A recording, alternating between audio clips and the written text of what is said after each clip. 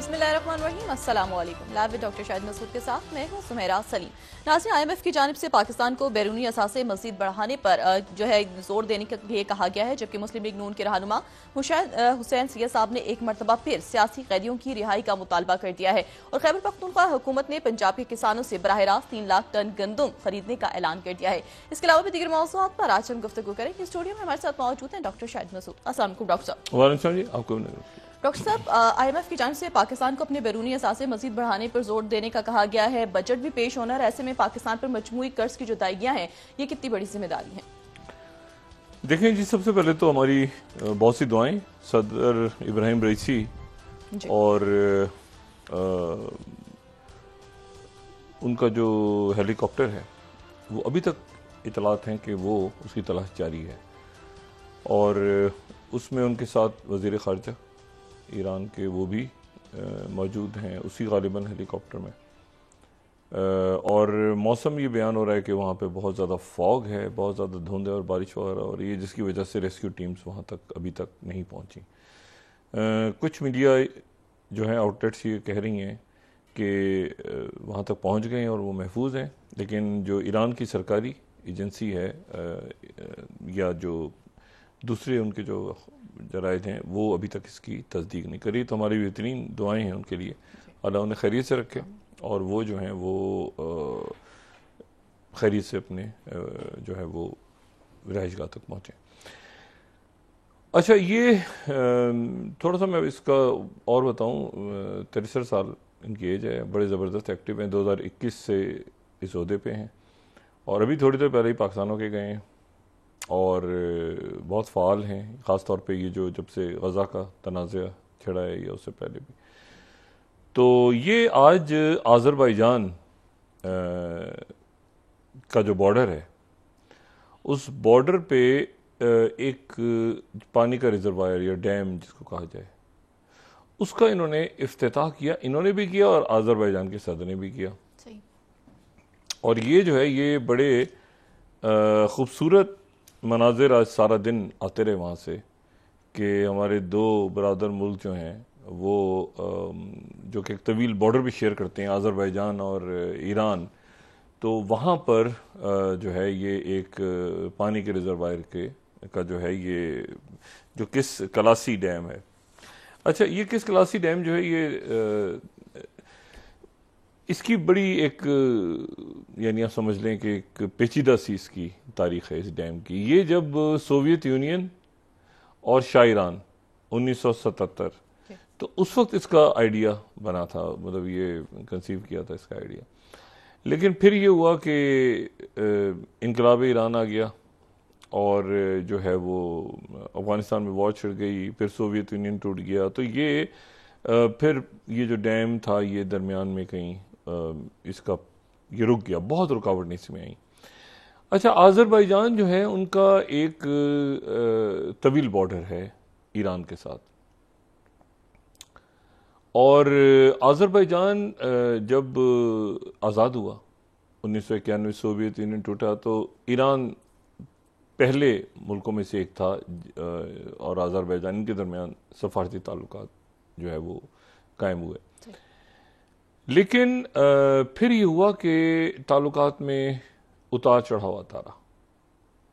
आता रहा और कई मौके पे तलखी भी बहुत ज़्यादा पैदा हो गई आज़रबाईजान और ईरान के दरमियान। और इसका एक हिस्टोरिकल बैकग्राउंड है, क्योंकि जो मौजूदा आज़रबाईजान है वो एक ज़माने में जो सल्तनत ईरान है उसका हिस्सा था और बाद में ये सोवियत 19वीं सदी में जब जो सल्तनत रूस के पास ये चला गया था तो आज़रबाईजान जो है ये एक यानी मशरिकी आज़रबाईजान एक सूबा है, ठीक है ना। ईस्टर्न आज़रबाईजान ईरान का सूबा है। तो मतलब आप यूँ समझें कि आज़रबाईजान के लोग जो हैं वो आज़रबाईजान ज़बान बोलने वाले और सारे वो दोनों तरफ हैं, यानी वो आज़रबाईजान रिपब्लिक ऑफ आज़रबाईजान में भी हैं और बहुत बड़ी तादाद में वो ईरान में भी हैं।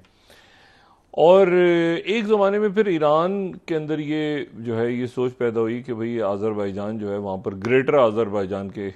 नारे लग रहे हैं, तो ऐसा तो नहीं कि ये जो आज़रबाईजान के लोग बहुत बड़ी यानी आज़रबाईजानी जो हैं वो बहुत ज़्यादा ईरान में भी आबाद हैं, तो ऐसा तो नहीं कि वहाँ पे जो है वो। फिर उसके बाद ये कैस्पियन ऑयल, कैस्पियन सी के अंदर जो ऑयल एंड गैस के जो बड़े रिजर्व्स हैं उनके ऊपर भी तनाज़ा रहा दोनों मुल्कों का। और फिर ये हुआ कि नगोर्नो काराबाग का जब तनाज़ा खड़ा हुआ तो उसमें ईरान आर्मीनिया की तरफ था और आज़रबाईजान दूसरी तरफ था। तो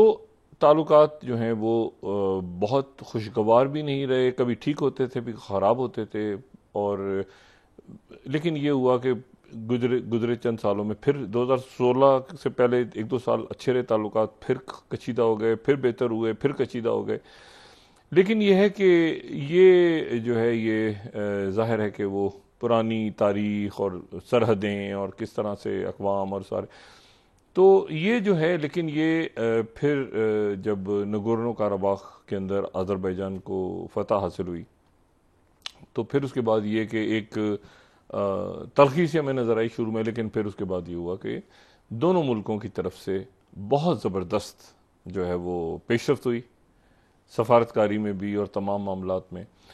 और ये जो डैम है जो एक तवील अरसे तक जिसको आर्मीनिया देखता रहा, इस डैम, ये जो डैम है जिसका आज इफ्तिताह हुआ, इसकी जो कंस्ट्रक्शन दरमियान में होती रही, रुकी रही, होती रही, रुकी रही, ये आरस रिवर पे, तो ये जो है ये इसको आर्मीनिया देखता रहा। तो आज बहुत एक खूबसूरत मंजर था कि दोनों मुल्कों के जो सदूर हैं वो वहाँ पे पहुँचे, स्पॉट पे थे। और उस दौरान उन्होंने जो है वो ये दोनों मुल्क करीब भी आ गए, सरहदें भी साथ हैं, तनाज़ात भी ख़त्म हो रहे हैं। तो ये बड़ी एक आज बड़ी डेवलपमेंट थी। और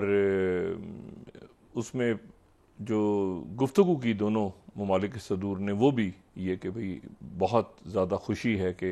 एक नया तारीख़ी जो है वो मोड़ है। और ये आज़रबाईजान और ईरान के दरमियान ताल्लुकात इतने खूबसूरत अंदाज में नज़र आना अपनी जगह एक बहुत बड़ी, बहुत यानी खुश आइंद बात है। लेकिन वापसी पर फिर ये इतलात आ रही हैं, तो अल्लाह खैर करेगा, इसमें इंशाअल्लाह ताला वहाँ से खैरियत की खबर ही आएगी। बाकी ज़रा पाकिस्तान के ऊपर जो आपने बात की, देखें 2 इश्यूज़ हैं। एक तो हंगामी इशू चल रहा है और वो चल रहा है उन तलबा और तालिबात का जो कि किर्गिस्तान में है। और वो वहाँ पर 10,000 हैं, 10,000 तो जो स्टूडेंट्स हैं वो हैं, बाकी जो मज़दूर वग़ैरह हैं, ऐसे लोग जिनके पास वीज़ा नहीं है, एक्सपायर हो गया है, वो तो अभी जो काज़ाकिस्तान है, किर्गिस्तान नहीं, काज़ाकिस्तान की तरफ से कहा गया कि हमारे बॉर्डर्स पे हम देख रहे हैं यहाँ पे कोई ना आए। और तो ये थोड़ा सा मेरे ख्याल से वॉर फुटिंग के ऊपर अगर हमारे अकाबरीन इसको देखें इस मामले को, तो ये ज़्यादा मुनासिब होगा। क्योंकि ये 10,000 हैं, अगर वहाँ से इवैक्यूएशन भी होनी है तो वो 10,000 अगर 100 सवा 100 लोगों को आप रोज़ निकालेंगे और वहाँ पर उनको पता है वहाँ पर बच्चे जो हैं वो। अच्छा, फिर एक और मेरी बात किसी से हो रही, तो उन्होंने कहा जी वो जो वीडियो भेज रहे हैं या वो इंटरनेट के ऊपर बात कर रहे हैं, तो वहाँ से चूँकि कहा गया है कि जी बड़े दुख की बात है कि इंटरनेट पे आपके, तो वो और उसमें प्रॉब्लम में आ गए हैं कि जी उनकी निशानदेही यहाँ से की जा रही है कि देखें जी ये फलानी ये कुछ चीज़ें होती हैं। नौजवान बच्चे हैं, अगर किसी ने किसी पार्टी का परचम पीछे रख लिया है किसी का भी, तो वो कोई ऐसा इशू है कि जिसके नतीजे में आप उन बच्चों को वहाँ पे, मतलब मैं तो बाज़ दफ़ा मेरे लिए बड़ी हैरान कुन बात है कि किसी बच्चे ने पीटीआई, वहाँ वो परेशान है और उसने कहा कि मैं पीटीआई का परचम लगाया हुआ, तो उसको आप छोड़ देंगे। ये तो बहुत ही अजीब सी बात है जो आज हमारे अकाबरीन में प्रेस कॉन्फ्रेंस सुन रहा था इनकी, जो ये कर रहे थे बात डॉक्टर साहब भी, और ये तो बड़ी बहुत अजीब सी बात है।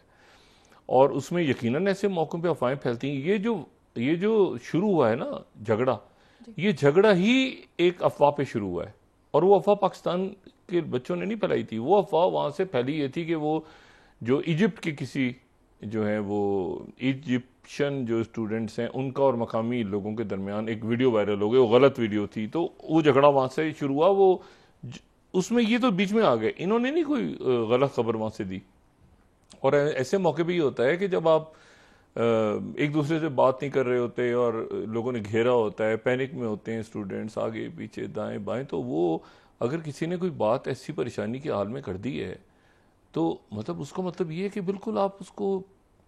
उन बच्चों को बिल्कुल ही डम कर दिए, आप बात ही नहीं कर रहे उनके बारे में।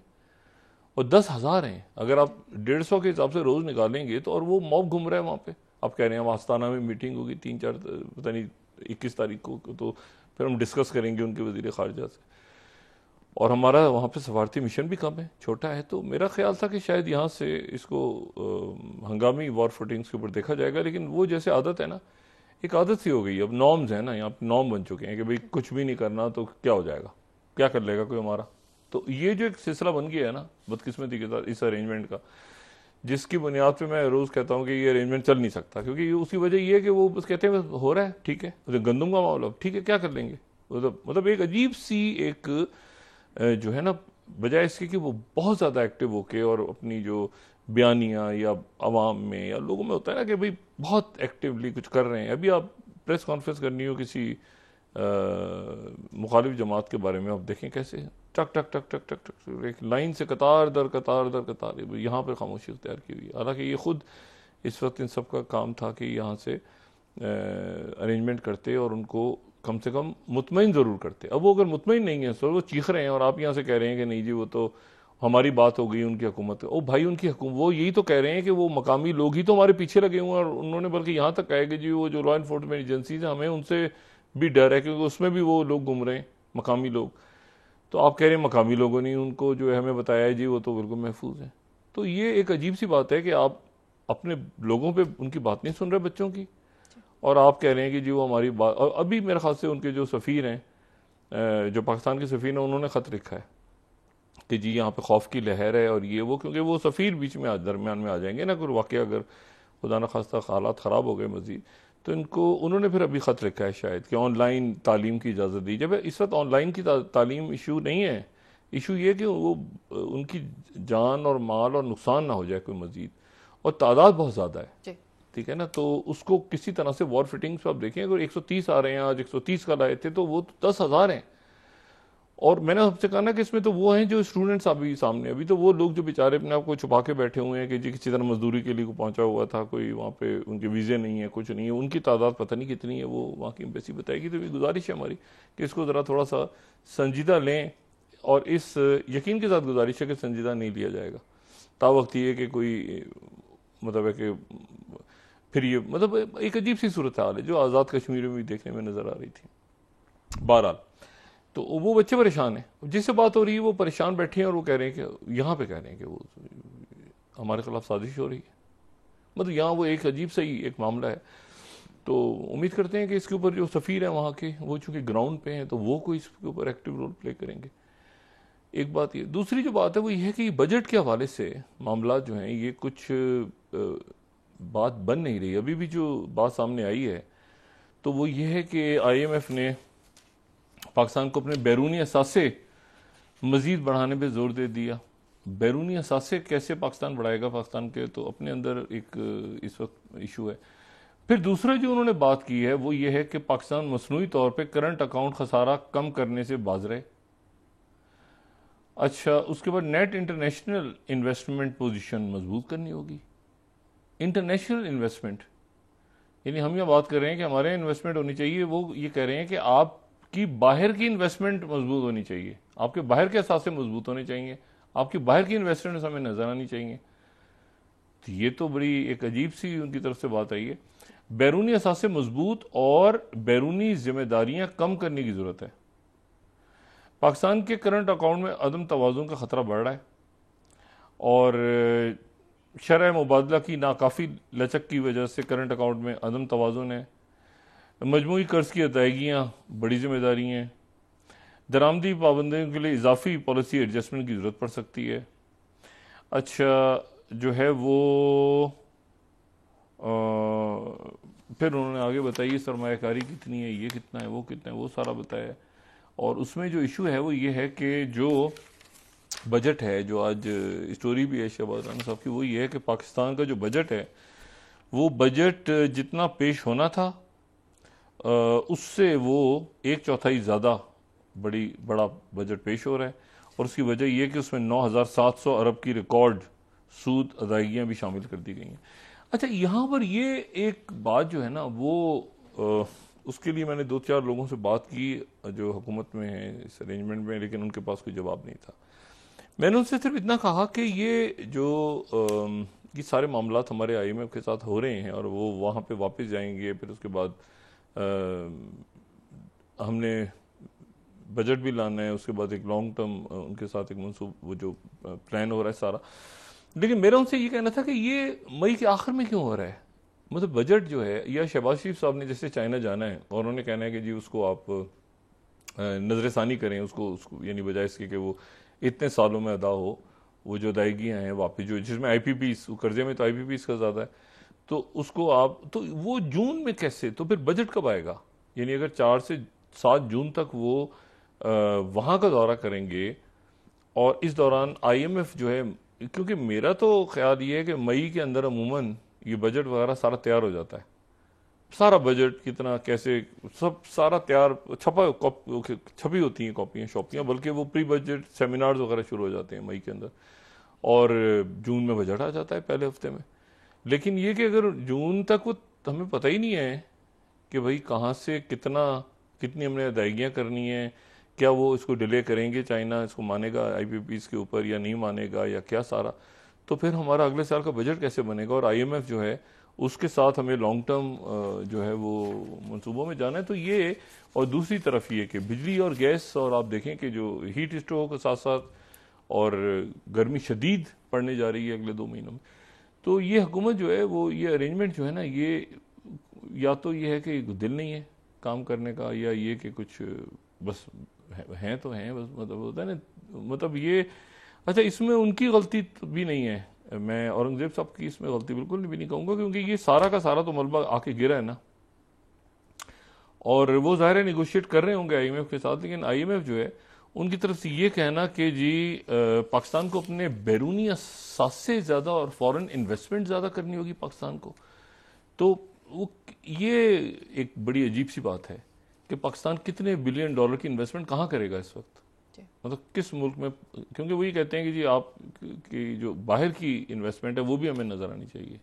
ये एक नई बात मैंने सुनी है आईएमएफ की तरफ से, इससे पहले तो नहीं सुनी, कि यानी बाहर पाकिस्तान की इंटरनेशनल इन्वेस्टमेंट आपको ज़्यादा नज़र आनी चाहिए और बैरूनी असास से मजबूत और जिम्मेदारियाँ कम करने की ज़रूरत है। तो ये अब इसको कैसे पूरा करेंगे, तो ये एक है इशू जो अब मेरे ख्याल से इनको देखना है। और ये दिन असल में थोड़े से जो है ना, ये भी मेरे लिए हैरान कुन बात है कि ये 23 मई को अगर वापस जाते हैं आईएमएफ वाले, उनकी जो टीम है वापस जाती है और फिर उसके बाद एक मुआहदा होता है और फिर उसके बाद वो अगले जो मुआहदा लॉन्ग टर्म कैसे करेंगे आप, तो वो और बजट जो है वो तो वही बना रहे हैं आईएमएफ वाले, लेकिन वो आपके जो नंबर्स थे उनसे भी मुतमईन नहीं हुए। तो ये दिन थोड़े से मई के आखिरी में और जून के शुरू में ही हो रहा है सारा, जो मैंने आपसे कहा ना, अमूमन जून में हम सबको पता है कि बजट आ जाता है शुरू में। तो देखें बहरहाल ये किस तरह से मईशत का जो मसला है तो बड़ा अहम है, इससे किस तरह से हम निबरत आजमा होते हैं। दूसरी जो बात है वो ये कि जो इंतज़ार है एक ख़बर का, बड़ी ख़बर का इंतज़ार है, वो ख़बर जो है वो आनी है तल अवीव से, और वो तल अवीव से इसलिए आनी है कि जो अमेरिकन नेशनल सिक्योरिटी एडवाइज़र हैं जैक सुलिवन, वो सऊदी अरेबिया पहुँचे, उनकी मुलाकात जो है वो दहरान, ये दहरान जो है ये ईस्टर्न सऊदी अरेबिया में, मशरकी सऊदी अरेबिया में, और दहरान में उनकी गालिबन मुलाकात हुई है वज़ीर आज़म और वली अहद सऊदी अरेबिया के मोहम्मद बिन सलमान के साथ। और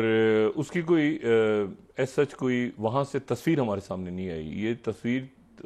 मोहम्मद बिन सलमान की नहीं है ये हमारी टीम जो है जी, उनकी कोई तस्वीर रिलीज़ नहीं हुई इस मुलाकात की। तो वो जो है वो तस्वीर रिलीज़ नहीं हुई, लेकिन जो स्टेटमेंट आई है वहाँ से उसमें जो है वो दोनों मुल्कों के दरमियान बायलेटरल ताउन आगे बढ़ाने पे बात हुई है। अच्छा ये जहन में रहे कि जो सऊदी अरेबिया है वो उनके, अच्छा ईस्टर्न तेहरान का मतलब है कि वो जहाँ ऑयल और ये सारे आरामको और ये सब, अच्छा लेकिन जो सऊदी अरेबिया और अमेरिका के जो ताल्लुकात हैं वो तो बहुत पुरानी है, यानी वो आप चाहें तो दूसरी जंग अज़ीम के बाद से शुरू कर लें या आप चाहें तो 1933 से शुरू कर लें जब इनके सफारती ताल्लुकात, और वो ताल्लुकात जो हैं वो मतलब उसमें अप्स एंड डाउन्स आए नहीं बहुत ज़्यादा, बहुत सारे, मतलब मिसाल के तौर पे 73 के अंदर ऑयल एम्बार्गो जब शाह फैसल शहीद ने लगाया था, तो उसके बाद या ये कि और कुछ मामलात के हवाले से, लेकिन अदरवाइज ताल्लुकात हमेशा अच्छे रहे हैं सऊदी अरेबिया और अमेरिका के, बायलेटरल ताल्लुकात। और इसमें लेकिन ताल्लुकात जो हैं वो ओबामा दौर में ताल्लुकात ख़राब हुए, और उसके बाद जो है वो प्रेसिडेंट ट्रंप के दौर में ठीक हो गए। प्रेसिडेंट बाइडेन के दौर में फिर शुरुआत में ख़राब हुए, जैसे शुरू हुआ दौर तो उसमें एक सद मेरी सी थी उसमें। और ये जो बात है, देखें, ये बात समझनी चाहिए जो दुनिया की बड़ी कुव्वतें हैं इस वक्त, तमाम, अमेरिका ही नहीं बाकी कुव्वतों को भी, चाहे वो रशिया हो चाइना, सबको, कि एक इस वक्त जो है ना वो मरकज़ नहीं है पावर का, एक से ज़्यादा। तो अमेरिका का शायद ये था कि भाई ये यूक्रेन जंग में, जैसे यूक्रेन जंग में सऊदी अरेबिया ने जो है वो एक ऐसी पॉलिसी ली, उससे पहले ही सऊदी अरेबिया ओपेक प्लस का मेंबर, तो ये था कि जी ओपेक प्लस में आप ऐसे करें ऐसे, उन्होंने कहा सवाल में रशिया के साथ उनके बिल्कुल ज़बरदस्त ताल्लुकात चलते रहे। और इसी तरह से वो कम्प्रिहेंसिव स्ट्रेटेजिक पार्टनरशिप उनकी चाइना के साथ है, और इसी तरह से वो जो हैं वो ईरान और जो सऊदी अरेबिया के दरमियान ताल्लुकात की बहाली वो भी चाइना के थ्रू हुई। तो सऊदी अरेबिया जो है वो इस वक्त कई मुल्कों की तरफ बड़ा कलीदी, एक इंडिपेंडेंट अगर आप समझे ना किरदार, और फिर सऊदी अरेबिया ब्रिक्स के अंदर जा रहा है। तो ये जो बायलिटरल ताल्लुकात रहे हमेशा, अब उसको ये हुआ कि 2-4 साल पहले उसको नथी कर दिया गया इसराइल के साथ। भाई इसराइल के साथ तो कई जंगें हुई हैं, कई मसले कई सालों से चल रहे हैं, आप मुल्कों के साथ बायलिटरल नहीं, आपके साथ ताल्लुक जब बनेगा, जब अच्छा बनेगा, जब आप इसराइल को मानेंगे। तो ये एक नई पख जो है वहां पर डाल दी गई। तो ये आज जो जैक सलिवन की मीटिंग हुई है, ये बायलिटरल मीटिंग है, जो कि बहुत, मैंने पहले कहा था ना कि मुल्कों के साथ अब बायलिटरल ताल्लुकात अमेरिका हमेशा रखता था, लेकिन पहली दफा ऐसा हुआ कि वो उन्होंने इसराइल बीच में आ गया। अब इसराइल के अंदर जो है वो कत्लेआम हो रहा है वहां पे गजा में, और आप कह रहे हैं कि जी आप इसराइल को पहले माने तो हम ये करेंगे तो वो करें। बहरहाल ये बायलिटरल मुलाकात थी, लेकिन इस बायलिटरल मुलाकात में भी जो सऊदी अरेबिया ने एक उनके साथ इनिशियल ड्राफ्ट जो भी सामने नहीं आया हमारे, जिसमें गालिबन सिविलियन न्यूक्लियर के जो रिएक्टर के ऊपर भी बात होने जा रही है सऊदी अरेबिया और अमेरिका की, वो सामने नहीं आया। लेकिन सऊदी अरेबिया ने अपना वो स्टांस भी असर्ट किया कि भाई यहाँ पे फ़लस्तीनी रियासत, सीज़ फायर फौरी तौर पे, और इमदाद शुरू की जाए, और उधर से होस्टेजेस, वही जो कल मैंने बात की थी, पहले मरहले में होस्टेजेस और कैदी रिहा हों, और साथ ही जो है वो फिर उसके बाद ये है कि आज़ाद फ़लस्तीनी रियासत और 2 रियासती हल की तरफ बढ़ा जाए, जो कि सऊदी अरेबिया समेत तकरीबन तमाम दुनिया की पॉलिसी है, पाकिस्तान भी उसमें आता है। अब ये तो मीटिंग अच्छी गई अभी तक, लेकिन उसका जो हमारे सामने अभी तक वो ड्राफ्ट नहीं आया, लेकिन ड्राफ्ट जो है यानी वो एग्रीमेंट किया हुआ है, डिफेंस एग्रीमेंट किया, जो बायलेटरल डिफेंस पैक्ट किया हुआ है। लेकिन सऊदी अरेबिया की तरफ से यकीनन ये बात कन्वे की गई है कि भाई आप इस वक्त डिफेंस पैक्ट तो करवा रहे हैं, हमारा आपका हो रहा है, और ज़ाहिर है उसमें कि इसराइल कुछ वो बात की बात है कि इसराइल के साथ कौन सा मुल्क क्या मामलात करता है, लेकिन ज़रा 2 रियासती हल और ये सारे मामलात को भी साथ देख लीजिएगा। तो गालिबन वो उसके साथ वो कंडीशन कर दिया गया सऊदी अरेबिया की तरफ से। अब जनाब वहां पर जो है वो जो अच्छा सेक्रेटरी ब्लिंकन जो हैं अभी जब आए थे, तो 6 मुल्कों के जो यहाँ पे वज़रा ख़ारजा थे उनसे मुलाकात की थी। अब यह कि चाइना से वापसी पे वो यहाँ आए थे, अचानक सऊदी अरब रुके थे, यहाँ मिलने के बाद वो आगे गए थे, और इसीलिए चाइना में बहुत ज़्यादा हमने बात भी की थी कि जो प्रेस रिलीजेस वगैरह आ रही हैं तो मिडल ईस्ट का बहुत जिक्र उसमें नहीं हो रहा। तो वो इशू ये सारा कि वो यकीनन उन्होंने फिर यहाँ पे जो बात की है सेक्रेटरी ब्लिंकन ने, उसमें उन्होंने यही बात की है कि ये एक फाइनल बात हो गई है, और उन्होंने ये बात जो मिस्र के और उर्दन के और बाकी ममालिक के जो वज़रा ख़ारजा थे उन सबसे शेयर की कि भाई ये फाइनल चीज़ हो गई है, और मुआहदा इस तरह से होगा, और उसमें पहले फ़लस्तीनी अथॉरिटी जाएगी, फ़लस्तीनी अथॉरिटी जाएगी, हमास निज़ाम होगी। ये तकरीबन वही बात है जो पहले थी, उसमें थोड़ा सा ऊपर नीचे के पहले सीज़ फायर और साथ ही फिर उसके बाद जो है वो इनखला होगा मुकम्मल, और फिर ये डिज़ोल्व हो जाएगी जो फ़लस्तीनी अथॉरिटी है, और फिर उसके बाद एक टेक्नोक्रेटिक सेटअप आ जाएगा जिसमें फ़लस्तीनी अथॉरिटी भी होगी और जिसको सारे फैक्शंस तस्लीम करेंगे, हमास भी और बाकी भी, और हमास डिसाम हो जाएगी। हमास तो ज़ाहिर है कि मुसल्ला इसीलिए हुई है कि ये जो ओस्लो अकॉर्ड वगैरह पे अमल नहीं हुआ। तो ये सारी बात हो गई। अच्छा, अब इसको लेके वो जनाब जैक सुलिवन, जो मैंने आपसे कहा ना कि आखिरी कोशिश, क्योंकि इसके बाद फिर क्या होगा, वही वाली बात कि अभी तक सब अपनी जगह रुके हुए हैं, सारे ममालिक अपनी जगह रुके हुए हैं कि भाई यहाँ पे क्या होता है, व्हाट नेक्स्ट। और जियो पॉलिटिक्स वही गजा से ही अगली निकलेगी, जहाँ पे यानी आज की तारीख, आज की 2024 के का दरमियान आ गया और पिछले साल अक्टूबर से वहाँ पे कत्लेआम जारी है। जब से हमास के लोग, हमास ने अटैक किया और वहाँ लोग दे गए, तब से वो एक मुसलसल, और ये चल रहा है मई का इख्तिताम हो रहा है। तो आप ज़रा अरसा काउंट करें, और हर रोज़ वहाँ से आज भी वहाँ पे जुबलिया का जो इलाका है, जो सेंट्रल गजा है, वहाँ पे एक स्ट्राइक की है इसराइल ने, और वहाँ पे कैंप में जो है वो, मेरा ख्याल से कैंप क्या, वो एक खंडराती हैं, तो वहाँ पर फिर वो खबरें आ रही हैं कि 21 या 22 लोग वहाँ और शहीद हो गए हैं और दबी हुई हैं लाशें। अब तो बिल्कुल वहाँ पर यानी ना मीडिया भी नहीं है, बाकी भी। अच्छा, अब इशू ये है सारा, तो ये अब जैक सुलिवन वहाँ पे मौजूद हैं और वो नेतन्याहू से भी उनकी मुलाकात हो रही है और रात को उनकी सदर से भी मुलाकात होगी इसराइल की, और इसके बाद हम तवक्को करते हैं कि वहाँ से कोई ना कोई ऐलान होगा, क्योंकि जैक सुलिवन का ऐसे जाना बनता नहीं है, क्योंकि ये प्लान जब डिस्कस किया है आखिर में। अब देखें, वही वाली बात है, एक तो ये है कि बहुत ज़्यादा एक आप समझें कि क्रेडिबिलिटी ख़राब हो गई है, कोई किसी की बात सुन नहीं रहा, यानी लिखा हुआ मुआहदा भी नहीं माना जा रहा। हालांकि CIA के चीफ यहाँ पर आए, बहुत दिन स्टे किया उन्होंने और वो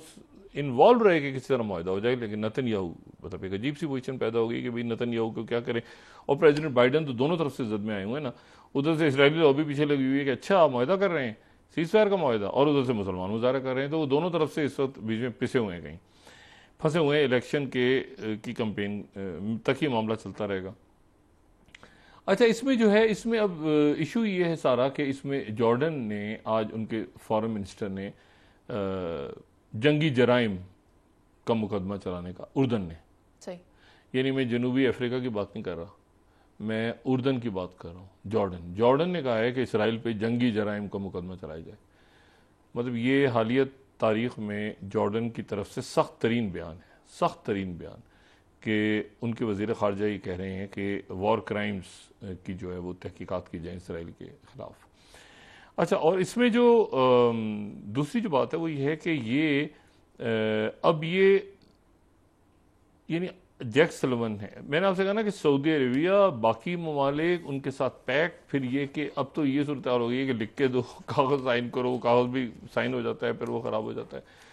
तो इस दौरान जो है वो मामलात बड़े अजीब से एक तल्ख मामलात हो रहे हैं, और ये तल्ख मामलात में अगर तो आज सीज़ फायर नहीं हुआ, मैंने आपसे बात सारी की कि सदर इब्राहिम रईसी के हवाले से कोई कंफर्म खबर हमारे पास आती है उनकी खैरियत से, तो फिर खैरियत की, तो फिर उसके बाद ये हम इसके ऊपर मज़ीद तबसरा कर सकेंगे, क्योंकि ये एक वाक़या जो पेश आया है, ये एक उनकी खैरियत इस वक्त बड़ी इंपॉर्टेंट है कि वहाँ से ईरान से क्या खबर आती है उनकी सरकारी तौर पर। और ये वाक़यात उस वक्त हो रहे हैं जब ये पूरा खित्ता ही जो है ना, एक आप इंतहाई तल्ख और इंतहाई बिल्कुल आतिश फिशा के दहाने पे खड़ा है। तो आप वक्फा लें, फिर उसके बाद हम बात करते हैं। और हमें पाकिस्तान में वही बात है कि सियासी अदम इस्तेकाम से और ये जो आपस में तलखियाँ हैं, इनको किसी तरह कम करके देखें ना, इकॉनमी के हवाले से मामला, ये बच्चों का इशू सारे एक हो जाते हैं इस वक्त, सब के सब एक होके उनको वहाँ से निकालते, मुजाहरे करने से नहीं, उनको वहाँ से एक्स्ट्रा जो निजी तैयारे व्यारे भेज के उनको बच्चों को निकलवा लेते, या दो चार लोग पहुँच जाते हैं ना जिम्मेदारान, तो उनकी हुकूमती प्रेशर में आ जाती है कि भाई एक मिनट ठहर जाएंगे, हमारी पुलिस, हमारी फौज ये तो तहफ़्फ़ुज़ फराम कर रही है कि नहीं कर रही तलबात, लेकिन चूंकि वहाँ है ही कोई नहीं, तो वो उसके नतीजे में अब उन्होंने बात की और हमने सुन ली, तो भाई वो तो बच्चे यही कह रहे हैं कि हमें यहाँ पर मकामी लोग कर रहे हैं तंग। तो मुझे नहीं पता, एक दो बच्चों ने तो ये भी कहा कि शायद हमने टीवी पे या इंटरनेट पे आके आप लोगों से बात करके गलती की, हमारा ख्याल ये था कि शायद, लेकिन अब हमारी तलाश हो रही है कि ये कहाँ से इंटरनेट पे बात की, ये लोग कहाँ छुपे हुए हैं। तो एक अजीब से हालात हैं मेरा ख्याल, मैं उम्मीद करता हूँ कि ये मामला जल्द रिजॉल्व हो जाएगा खैरियत से। जी ब्रेक के बाद डिस्कस करते हैं। नाज़रीन वापस आते हैं एक छोटे से ब्रेक के बाद।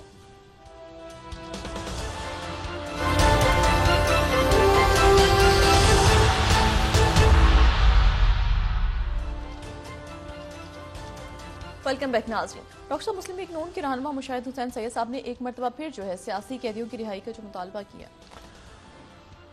मुशाहिद हुसैन साहब पहले भी कह चुके हैं और इसके लिए, लेकिन अब सियासी कैदी जो हैं वो उनकी रिहाई तो जाहिर है कि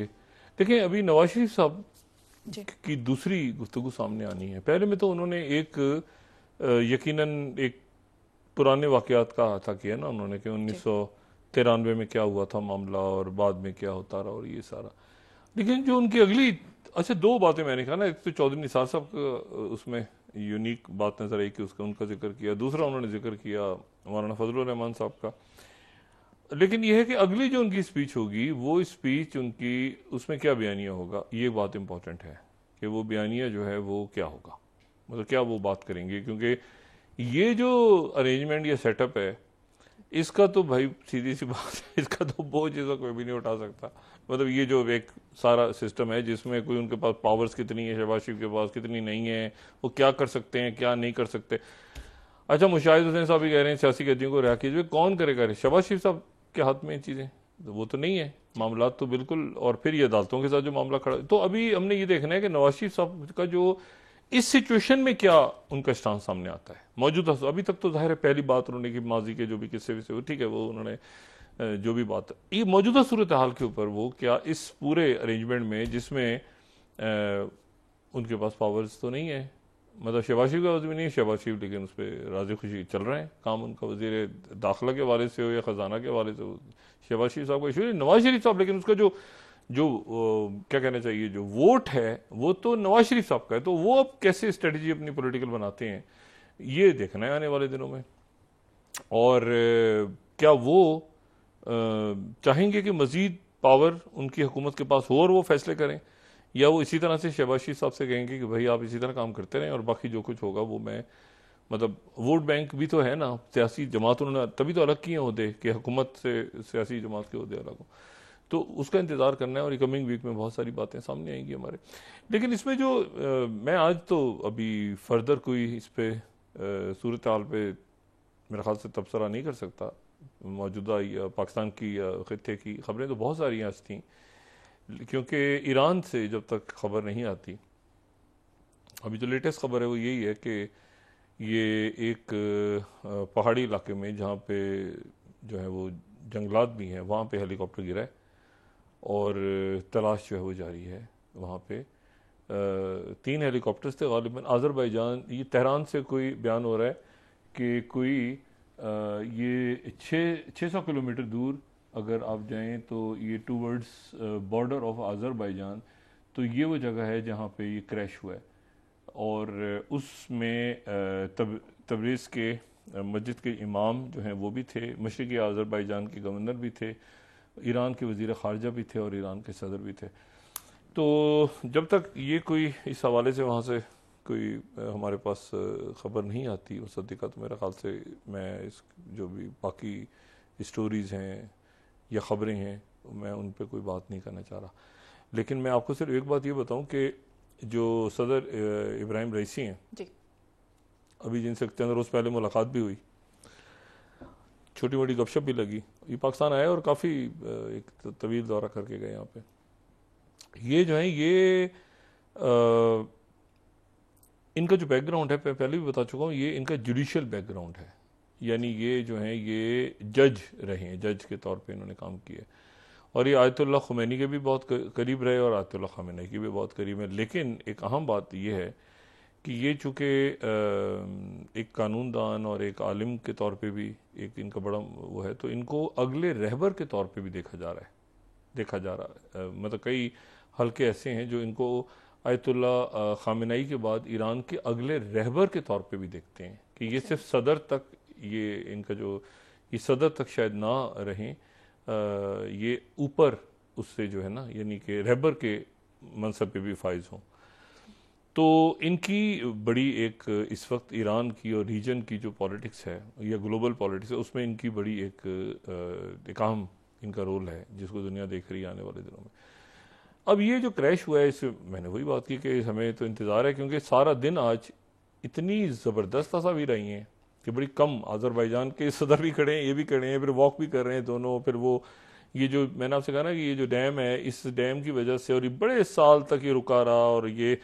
किस कलासी, और ये तीसरा रिजर्वायर है जो दोनों मुल्कों के दरमियान जो है ये 20 साल पहले शुरू हुआ था, फिर डिले हो गया कई दफ़ा, बहुत सारे मसले मसाइल इसमें थे। लेकिन मैंने आपसे कहा ना कि ये पानी का भी रिजर्वायर है और बिजली भी पैदा करेगा, और बिजली जो है वो जाएगी ईरान के बहुत से इलाकों में। और तो आज़रबाईजान और ये एक बड़ा अच्छा इनके दरमियान जो है ना, ये मुख्तलिफ माहदे वगैरह भी तय हुए और दोनों रहनुमा वहाँ पे गए, वापसी पे ये हादसा पेश आया। अच्छा, तो अब इसके ऊपर जो है वो सारी मेरा ख्याल है सूरत हाल इसके ऊपर अब डिपेंड करती है आने वाले, अभी तो हम दुआ ही कर सकते हैं कि खैरियत से, अपने बच्चों के लिए भी दुआ कर रहे हैं कि वो भी खैरियत से आएँ। और ये जो हुकूमत है ना, वो इत्मीनान अगर दिला देना कि वहाँ पे हालात खैरियत से हैं, सब ठीक हैं हालात, क्योंकि बच्चे वहाँ पे कह रहे हैं कि हमें निकाला जाए, तो बच्चों का मुतमईन होना और उनकी फैमिलीज़ का मुतमईन होना ज़रूरी है। ऐसे मरले पे मेरा या किसी का मुतमईन होना ज़रूरी नहीं है। अगर वो बच्चे मुतमईन नहीं है और उनके अहले खाना मुतमईन, उनको मुतमईन करें। और ये है कि उम्मीद करता हूँ कि कल तक ये मामला हल होगा, और मकामी लोगों से ही तो उनको, वही तो पीछे लगे हुए हैं, तो वो इसलिए बच्चे ज़्यादा परेशान हैं। तो मेरे ख्याल से मामला, क्योंकि हाईएस्ट लेवल पे देखें ना, वज़ीर आज़म शहबाज शरीफ साहब ने उनके वज़ीर आज़म से बात की है, वज़ीर ख़ारजा ने उनके वज़ीर ख़ारजा से बात की है, तो वो यकीनन अब अगर इस लेवल पे बात हुई है, जो कि हुई है, मतलब है कि मीडिया, उनका मीडिया भी कोट कर रहा है कि जी पाकिस्तान की तरफ से सबसे ज़्यादा बात हुई है, तो यकीनन तो वो फिर ज़िम्मेदार हैं हमारे बच्चों के जान और माल के वहाँ पे। लेकिन ये कि हम अगर पहुँच जाएँ वहाँ पे, एक दो लोग चले जाते तो वहाँ पे शायद वो प्रेशर ज़्यादा बिल्ड होता, कुछ 10,000 बड़ी तादाद है। तो साथ ही ये है कि हम दुआगो हैं कि ईरान से भी अच्छी खबर है। जी, बहुत शुक्रिया डॉक्टर साहब। नाज़रीन, के साथ ही आज का प्रोग्राम अपने इख्तिताम को पहुंचा। मुझे सुमेरा सलीम को इजाज़त दीजिए। अल्लाह निगहबान। जी डॉक्टर साहब, अपना दोस्तों, रिश्तेदारों, गिरदो नवाह के लोगों का सब ख्याल रखिएगा। अल्लाह हाफ़िज़।